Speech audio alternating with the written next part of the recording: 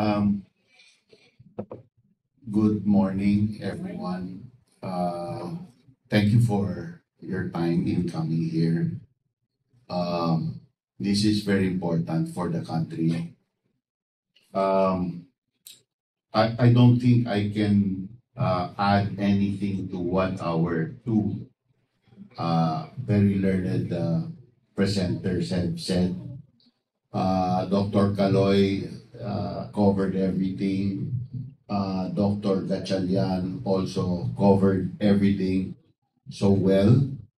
I just have some disagreements with your kindness towards solar and wind as far as capacity factor is concerned. For solar, we are in a very we are in the western portion of the Pacific Ocean where the trade winds moisture pick up from the Pacific Ocean, condense. So our skies are always overcast a lot of the time. In fact, that is one reason why ERIE, International Rice Research Institute, when I visited them and said, why can't we just use the seeds from for rice from the Gulf states of the United States, which are giving 12 tons per hectare per crop, and we're only doing 4, 5, 6 tons per hectare per crop. Can't we just buy those seeds and plant them here? The geneticist who, PhD, who told me, said, Congressman, you have very poor insulation in the Philippines. In other words, the sunlight is blocked by clouds most of the time. So the plant has not enough energy to produce as much as the rice being produced in the Gulf states of the United States. For that reason, we have weak solar here. So I think 15% is a more realistic number for the Philippines as far as solar capacity factor is concerned. I'd also like to point out that when you talk of solar or wind capacity factor, you're talking of very short time frames. So 15%, 20%, if I want to be generous, every day it fluctuates. But when we talk about nuclear, we're talking of 100% 24/7 for 547 days, 18 months straight. Then we shut it down to refuel for about 3 weeks. And that's how you get the 92% capacity factor. In other words, you can schedule the shutdown. You can have other plants ready to pick up the slack of when nuclear refuels. You can't do that with wind and solar. It's unpredictable, right? So that's a big, huge difference that you need to take into account. The other thing I want to comment on is picture of Bataan in Doc Caloy's presentation. I cannot understand why a single family can hold the entire Philippines hostage, right?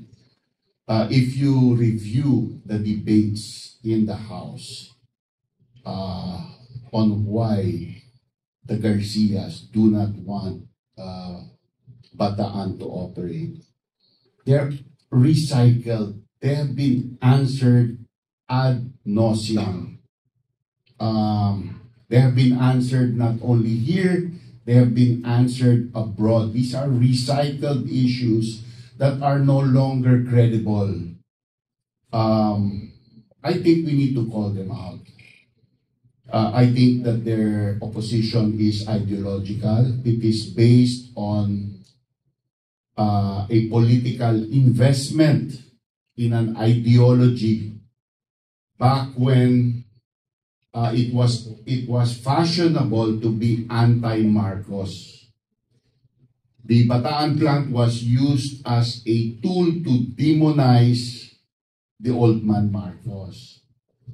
But when you examine the factual basis for the opposition, it doesn't hold water. And I think the media needs to become cognizant of that, change the narrative. I also want to add one more before I talk on the legislation. I would request the media to call out any politician opposing nuclear for the traditional reasons right now. I think we need to change the narrative. It is not arguable that it is a fact that media had a lot to do with the narrative of fear, of paralysis on deciding to be pro-nuclear since 1986 and even before that. That narrative has now been proven to be false. Can we not revise the narrative? Can we not support politicians who want nuclear but are timid to talk about it because they feel that it might be politically risky? Tama si Doke, under Secretary Cusi, Duterte administration, there was a study, 79% support nuclear.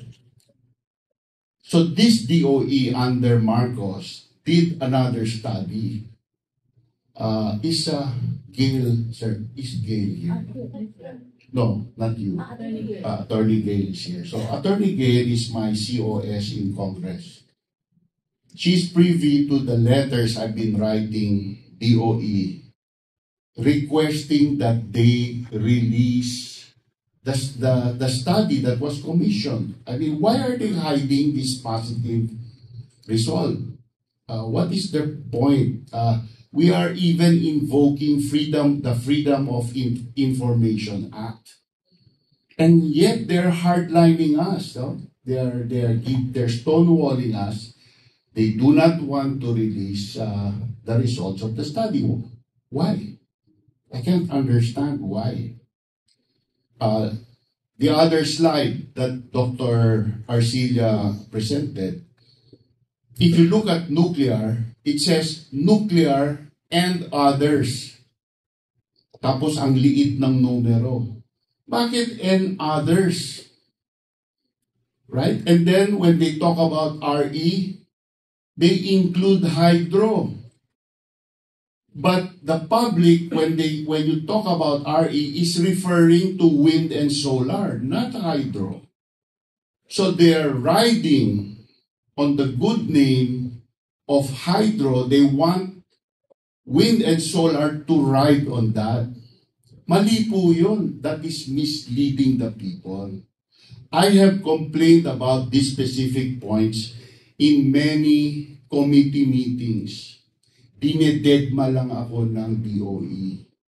So, I really, my experience, itong bill na ipasa namin sa Congress, DOE hardly attended any committee meeting. And yet, when the bill got to Senate, they're actively trying to delay it and complicate it and block it. They want features in it that we already voted on in the House. Against. Di ko po maintindihan. Ano ba ang pakay ng DOE? Sana po magising ang ating presidente dahil siya naman ang nagsabi noong unang SONA niya na dapat natin tignan ulit ang nuclear power. Pero itong mga tao niya are sabotaging that. Hindi ko po maintindihan. Ano ba po ang reason? Sana kayo from the media could help trash out the truth, question the DOE. Why do they want so much wind na nasa dagat, palutang-lutang doon? Are we not worried about national security? Are we not worried? Proven in Europe, gas line yun. Pinasabog. Alambre, hindi mo kailangan pasabugin, putulin mo lang, wala ka ng kuryente. It's a national security issue. Imaginein mo, ilang porsyento ng kuryente natin palutang-lutang sa dagat? Do we want that? It's already proven, it's very expensive. Bakit yun ang pinipilit natin? Ano po ang nakalagay sa presentation ni Doc? Ilang percent? 65% coal, 20% gas, more or less, no, Doc? What is that? Around 18,000 megawatts? Kasi ngayon, Doc, these are my numbers, not yours, ha? Ako, sa napkin lang ako nagko-compute. Hindi ko kaya sila, Doc, sa numero, no? Pero sa napkin lang po. 22,000 tayo. Nasa mga 18,000 yung fossil fuel. Ang sabi ni NEDA, by 2040, dapat either dumoble, and if you look at EO 164 ni PUSI, triple. Right? What's that? 44,000 or 66,000 megawatts. May espasyo na by 2045, magkaroon tayo ng 16,000 megawatts sa 2x scenario online by 2045. If we do that, we are not touching a single megawatt of existing fossil fuel. Wala tayong sinasara, wala tayong ginagalaw. These are all incremental capacity. Kung mangyari yung 3x scenario, di pwede hanggang 32,000 megawatts. We can build that much nuclear. I disagree with the doctors on saying that, yes, we're not against wind and solar. It's complementary. Totoo po yun. But why shouldn't we go for the best for our context, for our situation? France has 75% nuclear. Why did they do nuclear? They didn't do nuclear to become clean. They went for nuclear in the 60s to be fossil fuel independent. Of oil at that time, hindi pa coal. Successful sila. Right? Bakit ba tayo nag-wind and solar? Dahil gusto natin protektahan ang kalikasan. The problem with wind and solar, it's not reliable. It's intermittent. It has a low capacity factor. Anong problema ng nuclear? It's also clean. It gives us the effect of why we wanted to do, and we want to do wind and solar without the bad unreliability. What's wrong with that? Why can't we be 75% nuclear? Like France. We have the context of why that fits our situation. So yun po, sana po ilagay po natin yan lahat sa konteksto. Sana po i-revise po natin ang ating narrative. Baguhin po natin ang storya. Pagkausap po natin ang senador. Mr. Senator, why are you not supporting nuclear? That is the way forward for the Philippine economy. Tanong ko po sa inyo, kung sana ba ang kuryente mula 1986 hanggang ngayon, kalahati lang ang presyo, yung bang ating GDP ay lumaki sana ng additional 1% for each of the last 37 years?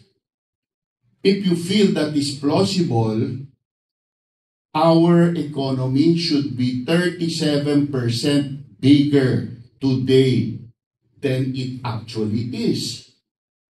Ilang milyong trabaho yun? Right? Ilang bilyong dolyares yun ang natipid natin imbis na ginamit natin pang-angkat ng karbon na ginatong lang natin panggawa ng kuryente.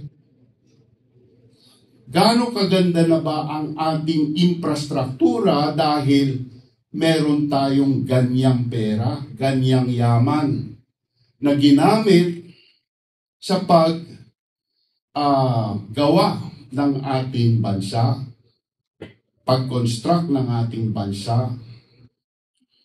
So, yun po. What else did I want to say? Yeah, wait. I get too emotional. Sorry, I forgot what that senior moment. No, I'm allowed that. I'm 67. What was I saying? What did I say? What was I saying? What was I talking about? Burning ng carbon. Yeah, so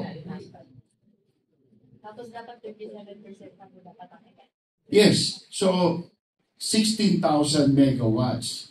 Sa 3x scenario, we are talking of 32,000 megawatts. China, over the last 4 years, has approved approximately 10 new starts for nuclear every year. That's 40 over the last 4 years, right? We are talking of sa 16 gigawatt scenario, we're talking of 14 AP1000s over what? Over 20 years. 2045. What is that? 20 years. Right? It's now. It is 2025. We're talking of 16,000 megawatts online by 2045. So that's 16 plants over 20 years. Ano ba ang ratio ng population natin sa population ng China? It is less ambitious than what the Chinese are doing today. The Koreans are willing to finance 85% of total project cost.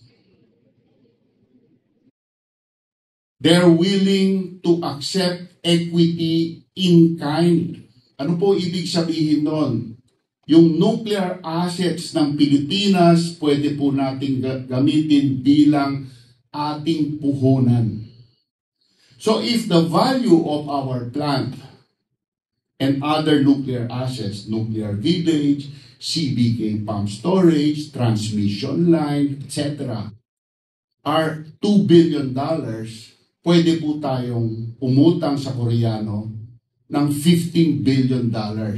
That can build out the complete 3 new plants plus run the existing plant at Bataan. That's 3,920 megawatts. Right there. Meralco is already committed to buy it all. And that is the biggest guarantee we need. We don't need a sovereign guarantee. We don't need to appropriate a single peso. We just have to assure the market. And we have to sangla our nuclear assets, which are useless right now. But PISAM wants to sell it for real estate because some people are greedy. Papayag ba tayo doon na squander yan? We paid tama si Doc, we paid every single centavo of utang doon. Wala tayong pakinabang.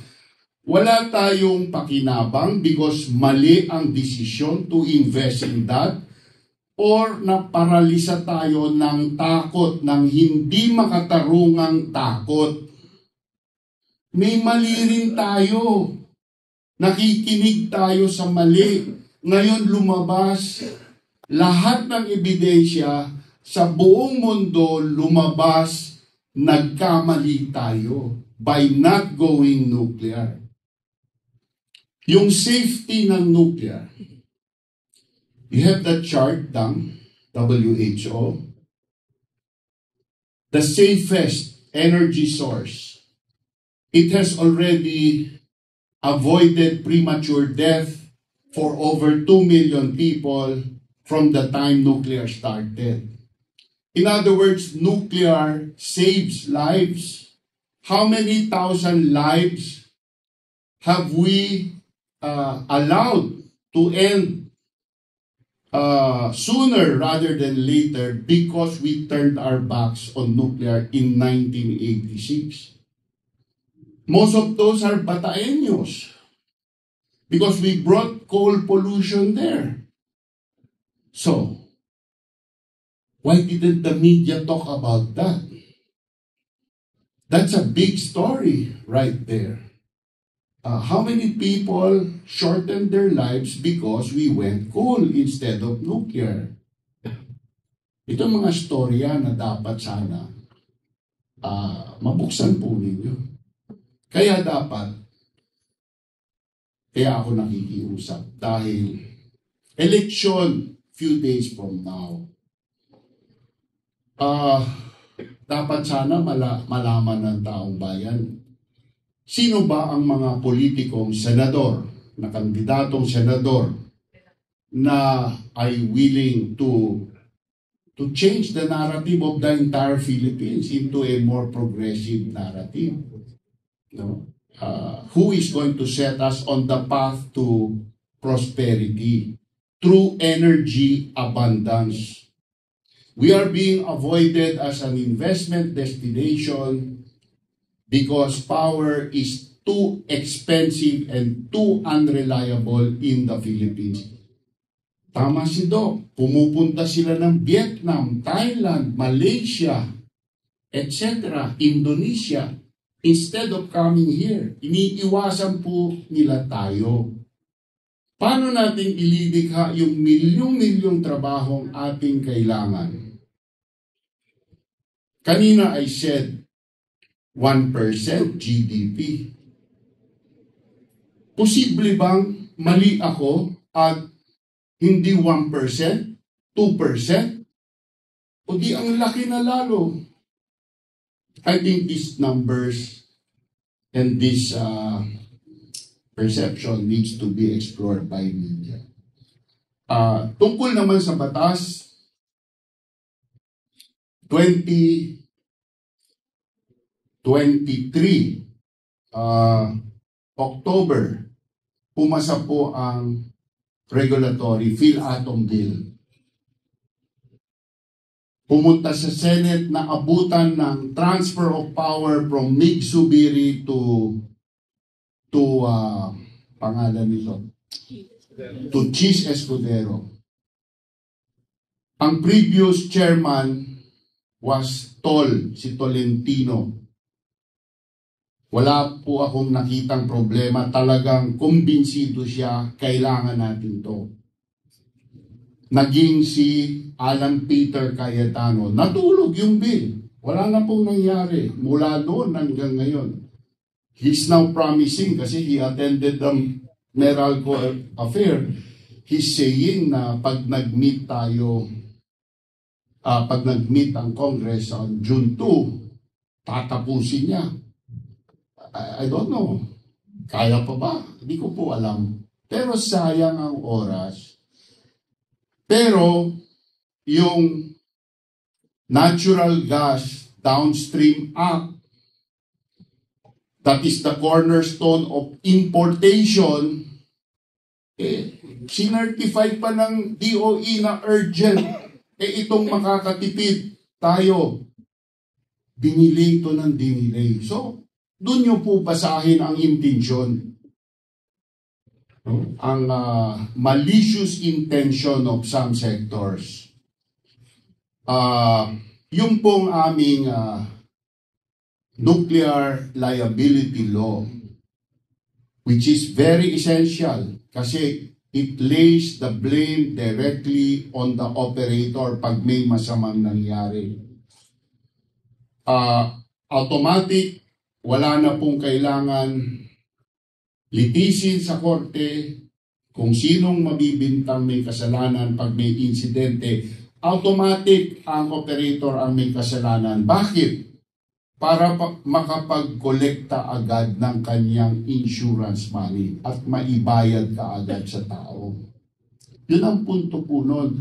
That is standard sa buong mundo po. We passed that in February last year, 2024. Wala na. Deadma. Mukhang hindi man lang matatalakay in June 2.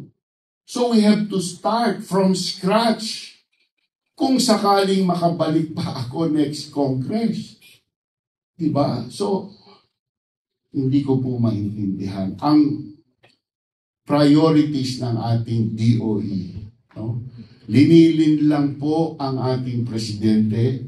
Pansinin nyo, ano ba po ang kanyang speech nung in-inaugurate si presidente? Those wind turbines in Ilocos, I built that. Proud siya, di ba? Rightfully so. His intention is to help the energy situation of the Philippines. You would expect the DOE to tell him, sir, may konting mga issue yan, ganito, ganyan, low capacity factor, blah, blah, blah. Ang nangyayari sa Europa ngayon, ganito, ganyan. Hindi. Bakit? To stroke his ego. Because instead of being scientists, they became bureaucrats. Right? They want to protect their job. They don't say what's good for the country. They don't advise the president properly. Technically, wala. It's all sipsipan. Higo pag ginagawa nila. Di ba? So, I'm saying this to you para po malaman ninyo ang mga dapat na issue na tanungin sa ating DOE at sa ating mga politiko. Yun lang po. That's really all I have to say. I hope to answer your questions later. Thank you. Yes, ito po, yan yun. Pinaka-deadly na kuryente, coal. Pinaka-ligtas, nuclear. Tignan nyo po ito, re-revise pababa. Bakit re-revise pababa? Yung prediction nilang masamang mangyayari sa Chernobyl, hindi po nangyari. Kasi those were just estimates. Hindi naman actual kamatayan yon. So, hindi po nangyari. So, they had to adjust. They will have to adjust this downwards again very soon. Right?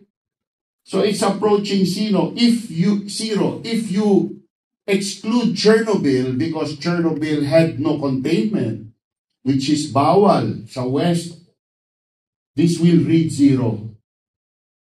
Ibig sabihin, tagapagligtas ng buhay ang nuklear. Kabaliktaran ng gustong pairalin ng mga epal na politiko. O, yun lang po. Palakpakan po natin si Mark. Ang dami pong ang daming katotohanan at ang daming pasabog. Kami po sa Alpas Pinas, ang po namin, ang goal po namin at ang aming pong gustong mangyari is that ang ang mga issues tungkol sa energy ay mapag-usapan, mailabas sa